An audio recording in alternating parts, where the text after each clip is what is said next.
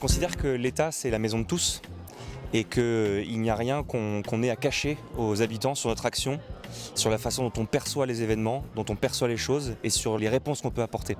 Et donc, il est important pour l'État de montrer qu'on ne refuse pas l'obstacle de discuter avec des habitants qui peuvent être mécontents ou qui peuvent avoir des attentes qu'on n'a pas encore satisfaites. C'était le rassemblement des gens du quartier, c'était génial il y a 9 ans quand il est arrivé. Et on a fait du lien, parce que moi je suis très naïve, quand l'épicerie est ouverte, je suis là voir monsieur, c'est super une épicerie. Enfin... Pour moi, la politique de la ville, ce sont des citoyens qui peuvent représenter d'autres citoyens et peut-être faire remonter des choses auxquelles on fait moins attention quand on est élu, des petites choses du quotidien qui peuvent empoisonner l'existence ou qui peuvent l'embellir aussi. Il n'y a pas que remonter du négatif, il y a remonter aussi le positif, ce qui se passe bien, ce qui va bien, et puis organiser des rencontres pour que les politiques puissent parler aux citoyens, pas que par les urnes, mais en direct. Il faut des preuves et il faut que le procureur de la République, quand il reçoit une plainte de la part du commissariat, on puisse avoir un auteur identifié, avoir des témoins.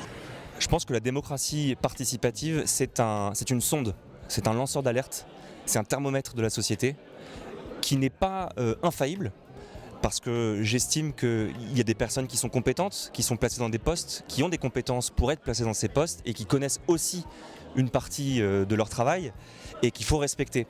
Mais la démocratie participative permet de corriger, de nuancer, d'amodier la perception que ces personnes compétentes, nommées ou élues, peuvent avoir. Et c'est important pour les élus et les personnes qui sont en position d'autorité d'avoir ce thermomètre de la société, d'avoir cette sonde et éventuellement de recevoir des alertes. Je ne dis pas que ça va tout résoudre, juste que sur l'aspect environnement et peur, sentiment de peur, quand on va dans des rues mal éclairées, qui sont trop étroites, il n'y a aucune perspective, etc. Je comprends ce que vous voulez dire quand vous dites que c'est agréable, c'est que ça attire des personnes que vous considérez certainement à juste titre comme étant peu fréquentables. On avait peur du politique, on avait peur de lui dire les choses.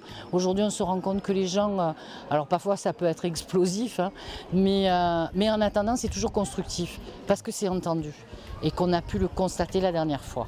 C'est ce qui me conforte dans l'idée que le Conseil citoyen a une place importante et même centrale dans les quartiers où la pauvreté s'est installée peut-être, ou un certain délabrement.